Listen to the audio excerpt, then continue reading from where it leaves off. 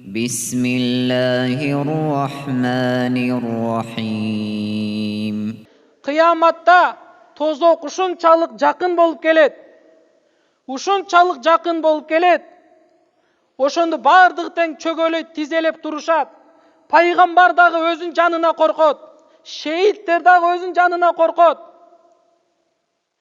Ошондо ар бири тең сурап калат: "Я Робби, ла ас'алука илля нафси." "О Роббим, мен өзүмө гана суранам, я Робби" дейт экен.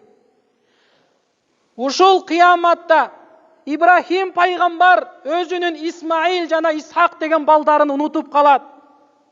Ал айтат: "Я Робби, мен сенин досуңмун, Ибрахиммин" дейт. Ошондо айтты: Умар" деди, "Эгерде сен кыяматта 70 пайгамбардын амалы болсо дагы, сен ойлойсуң ошол күнү мен сактана албай калам деп ойлойсуң" деди. Ушунчалык коркунучтуу кыямат 50 000 жыл болот.